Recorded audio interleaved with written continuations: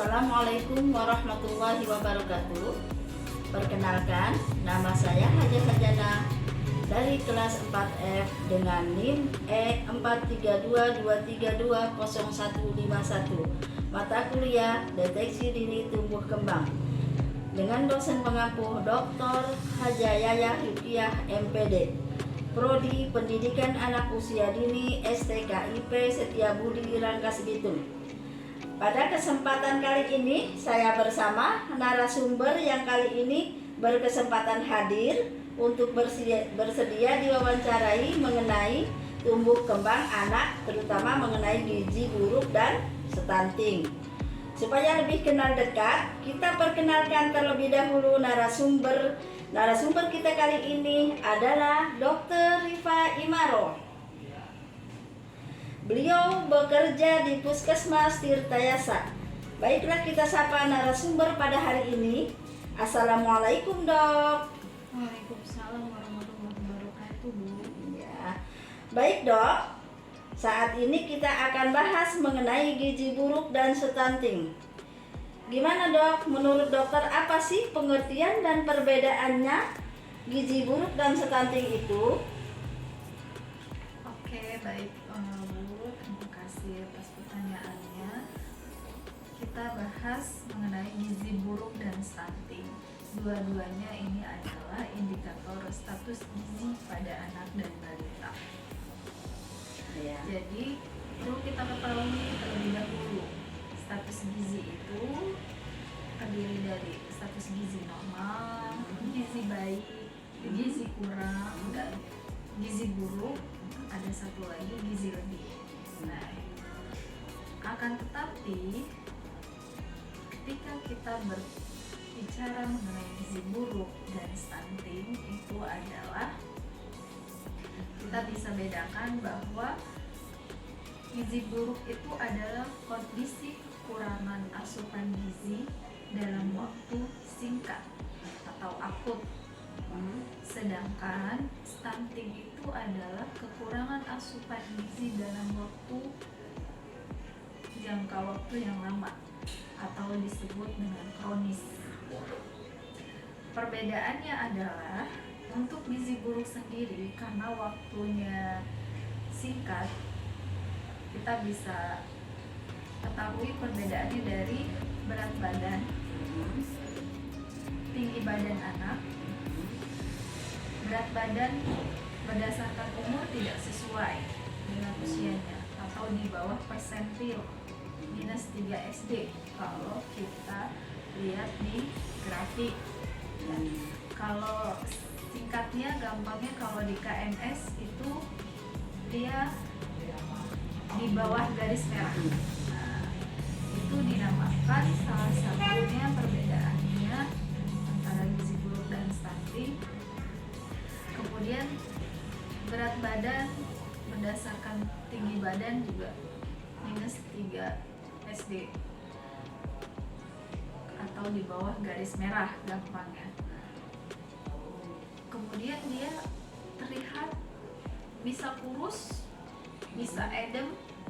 Bahkan kalau ibu pernah lihat ada anak-anak yang kurus, terus ada anak-anak yang edem tuh kayak perutnya bengkak, kakinya bengkak, piting, dipegang balik lagi gitu. Nah, itu salah satu tanda gizi buruk ya.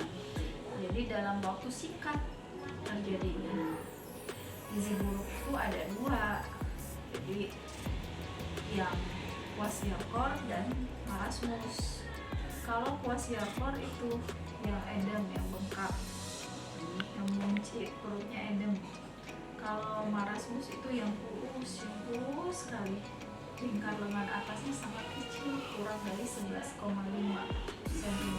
Itu biasanya terjadi secara akut dalam jangka waktu singkat. Sedangkan stunting adalah terjadinya asupan gizi dalam jangka waktu yang lama, dan ini biasanya yang membuat ibu terlena, tidak mengukur pertumbuhan anaknya setiap bulan, ditandai dengan berat badan dan tinggi badannya tidak sesuai dengan umurnya. Jadi anaknya terlihat lebih pendek dari usianya, Oh, gitu. akan terlihat lebih muda, lebih kecil. Pertumbuhan tulangnya juga agak terganggu. Jadi itulah perbedaannya antara gizi buruk dan stunting. Oh, gitu ya, Dok. Ya, yang paling mencolok ya dia bisa pendek atau sangat pendek, tidak sesuai dengan usianya. Jadi pengertian dan perbedaannya seperti itu ya, Dok. Iya. Nah, kalau bisa kasih tahu, Dok, penyebab gizi buruk dan stunting itu apa sih? Penyebabnya hampir sama ya. Untuk yang kita harapkan status gizi anak itu adalah normal ya. Status gizinya normal, jadi sesuai dengan usianya. Itu bisa dilihat di grafik. Penyebabnya sendiri ya tentu yang pertama adalah kurangnya asupan gizi. Nah, makanya penting sekali bagi ibu-ibu untuk memperhatikan asupan gizi yang baik. Bukan hanya dia kalau misalnya anak dikasih makan yang banyak, bukan, tapi kasihlah makanan dengan gizi seimbang dan kalori yang cukup sesuai dengan kebutuhannya itu, sehingga kecukupan gizinya juga terpenuhi. Terus Nah, masih ada, Bu? masih Iya, jadi Iya, kekurangan protein juga bisa menyebabkan si gizi buruk dan stunting ini. Kemudian tidak diberikan ASI eksklusif dengan baik, jadi mempengaruhi ya, Dok. mempengaruhi. Kemudian ada masalah bawaan, penyakit bawaan, ataupun masalah infeksi yang sudah diderita sejak lahir yang tidak tertangani dengan baik. Pengaruh lingkungan juga mempengaruhi. Pengaruh, ya. Iya, jika lingkungannya tidak bersih.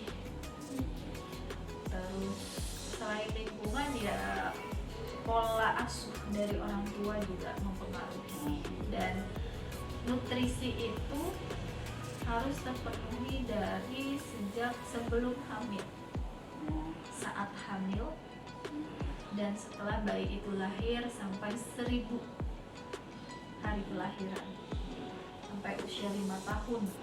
Terus diperhatikan itu adalah masa tumbuh kembang anak.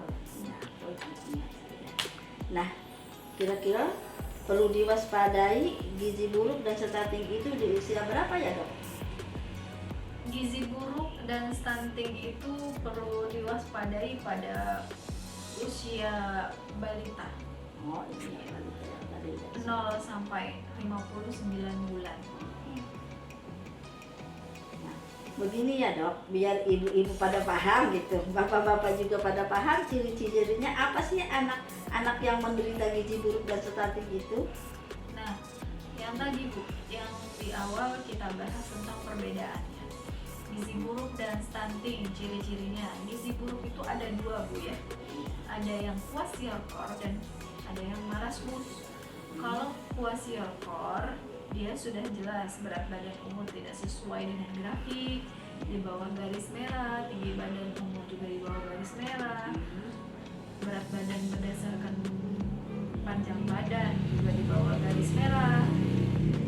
Terus biasanya dia ada edema bilateral, ada piting edem, jadi edem itu bengkak kakinya, ya buncit perutnya.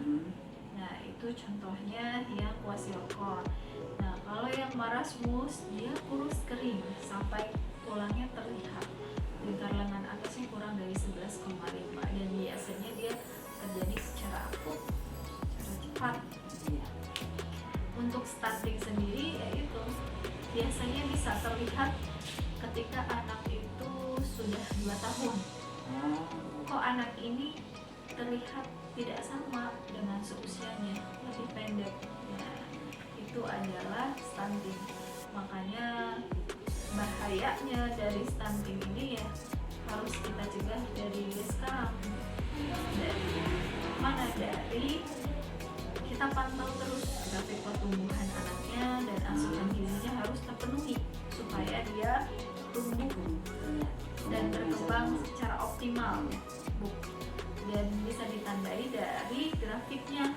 Grafiknya akan terus naik, bukan turun ataupun datar. Nah, ini kan kita udah tahu kan dok, definisinya, perbedaannya, ciri-cirinya. Gimana sih cara mengatasinya dan mencegahnya supaya tidak terjadi gizi buruk dan stunting?